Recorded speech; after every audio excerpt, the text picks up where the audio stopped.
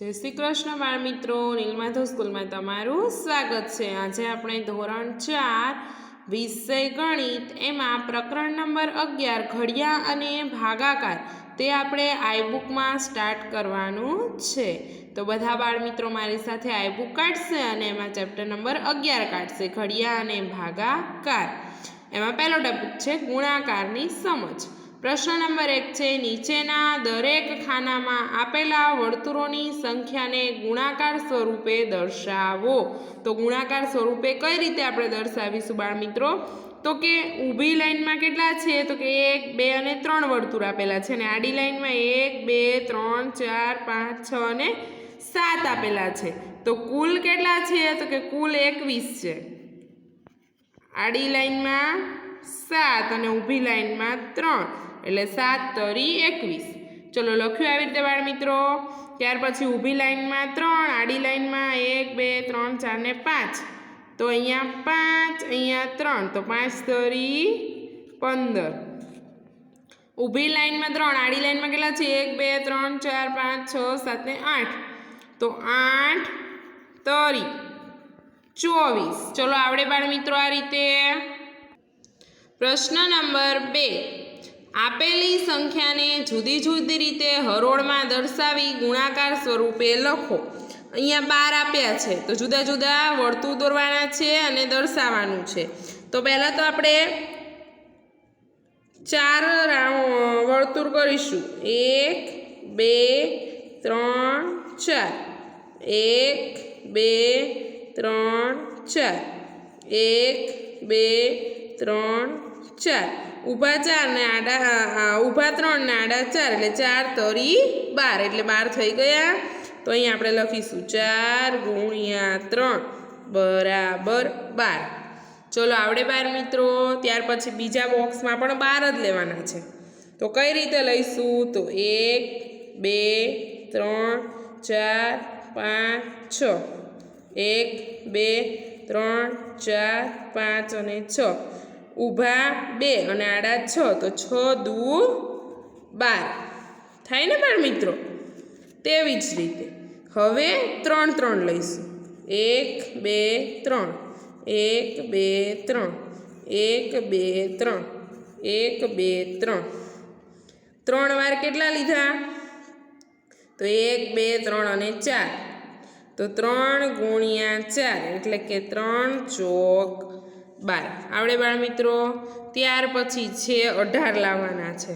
તો 18 કઈ રીતે લાવીશું?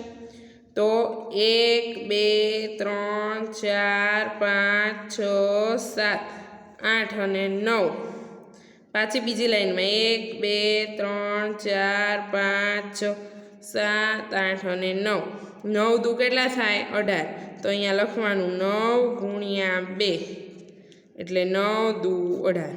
હવે પાછા 18 જ લાવવાના છે। તો કઈ રીતે લાવીશું? તો 1, 2, 3। 1, 2, 3। 1, 2, 3। 1, 2, 3।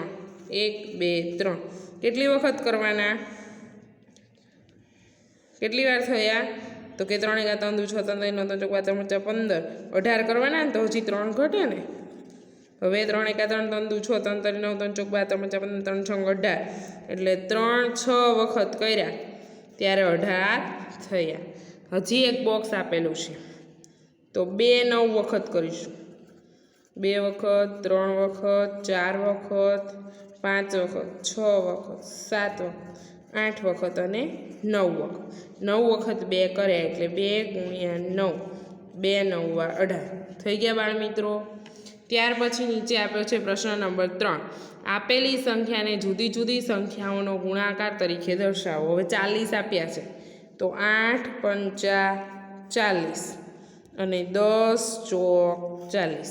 આ બાજુ બીજો નંબર છે 24 તો 6 ચોક 24 ને 8 તરી 24। ત્યાર પછી છે ત્રીજું 50 તો 10 × 50 અને 25 દુ 50। પછી આપ્યા છે 36 તો 9 ચોક 36 અને 12 તરી 36।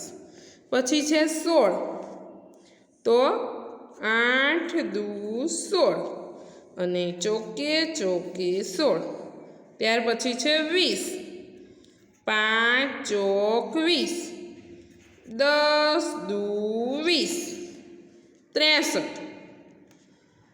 3 7 9 63 અને 21 તરી 63 પછી છે 30 3 ગુણ્યા 10 ને 6 ગુણ્યા 5 એટલે થાય 30 ત્યાર પછી છે પ્રશ્ન નંબર 4 યોગ્ય અંક મૂકી ખાલી જગ્યા પૂર્ણ કરો અહીંયા 50 આપ્યા છે અહીંયા ખાલી જગ્યા છે અહીંયા 100 આપ્યા છે તો કેટલા મૂકીશું અહીંયા તો 100 થશે તો કે 50 દુ 100 એટલે અહીંયા 2 મૂકીશું પછી બીજી ખાલી જગ્યા છે ખાલી જગ્યા તરી 21 તો કેટલા તરી 21 થાય તો કે 7 તરી 21 કેટલા ઘડિયામાં 9 આવશે 3ના ઘડિયામાં તો કે 3 તરી 9 ત્યાર પછી છે ચોથું કેટલા 20 થાય તો કે 5 ચોક 20 10 દુ 20 ચાલે 5 6 30 6 9 54 થાય પછી સાતમું 60 આપ્યા છે તો કે 6 એ દાન 60 8 7 18 તો કે 56 કેટલા 8 32 થાય તો કે 4 8 32 આવડે બાળ મિત્રો પ્રશ્ન નંબર 5 2 અને 4ના ઘડિયાની મદદથી 6નો ઘડિયો બનાવો તો પહેલાં તો 2નો ઘડિયો આપણને આપ્યો છે 2 એકા 2 2 દુ 4 2 તરી 6 2 ચોક 8 2 પંચા 10 2 છંગ 12 2 સીતા 14 2 અઠા 16 2 નવા 18 ને 2 દાન 20 પછી 4નો ઘડિયો આપ્યો 4 એકા 4 4 દુ 8 4 તરી 12 ચોકું ચોકું 16 4 પંચા 20 4 છંગ 24 4 સીતા 28 4 અઠા 32 4 નવા 36 4 દાન 40 હવે 2નો ઉપયોગ કરીને 6નો ઘડિયો બનાવવાનો છે તો આ 2 લો ને આ 4 લો તો કેટલા થાય 6 અહીંયા 4 લો ને અહીંયા 8 લો તો 4 ને 8 કેટલા થાય તો કે 12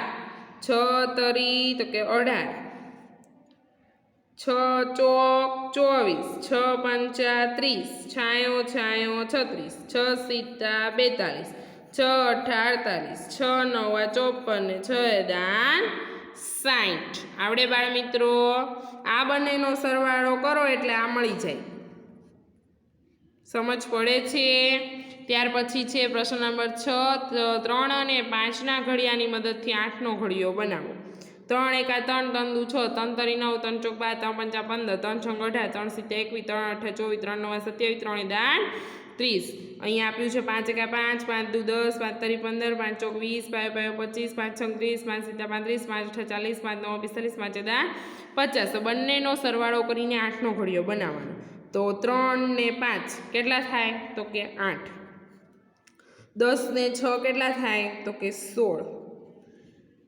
9 ને 15 કેટલા થાય તો કે 24 12 ને 20 કેટલા થાય તો કે 32 એ જ રીતે તમારે આખો ઘડિયો કરવાનો છે 8 પંચા 40 8 છંગ 48 8 સીતા 56 8 64 8 નવા 72 ને 8 દાન 80 આવડે બાળ મિત્રો ત્યાર પછી નીચે છે 7 અને 8ના ઘડિયાની મદદથી 15નો ઘડિયો બનાવો 7 એકા 7 7 દુ 14 7 તરી 21 7 ચોક 28 7 પંચા 35 7 છંગ 42 સીધી સીધી 49 7 અઠા 56 7 નવા 63 7 દાન 70 8 એકા 8 8 દુ 16 8 તરી 24 8 ચોક 32 8 પંચા 40 8 છંગ 48 8 સીતા 56 8 64 8 નવા 72 8 દાન 80 હવે 8 અને 7ના ઘડિયા ઉપરથી તમારે 15નો ઘડિયો બનાવવાનો છે ચલો 15નો ઘડિયો આપણે બનાવીએ છીએ તો કે 7નો અને 8નો ઘડિયો છે તો 7 ને 8 કેટલા થાય તો કે 15 બંનેનો સરવાળો કરવાનો 15 દુ 30 15 તરી 45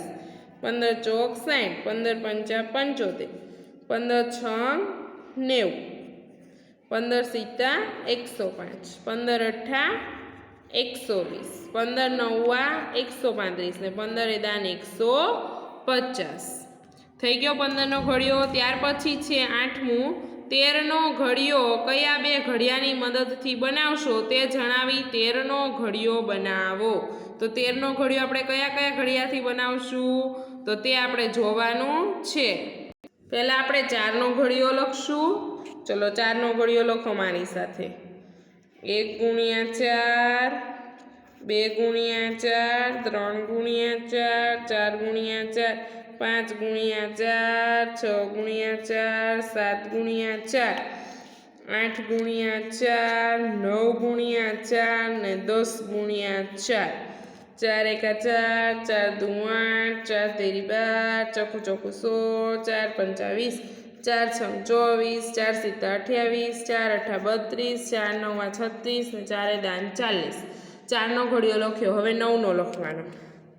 1 ગુણ્યા 9, 2 ગુણ્યા 9, 3 ગુણ્યા 9, 4 ગુણ્યા 9, 5 ગુણ્યા 9, 6 ગુણ્યા 9, 7 ગુણ્યા 9, 8 ગુણ્યા 9, 9 ગુણ્યા 9, 10 ગુણ્યા 9.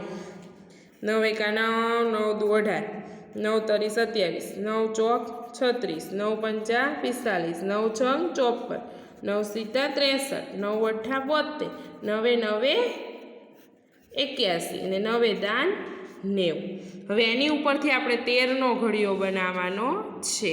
તો ચલો 13નો ઘડિયો આપણે લખીએ.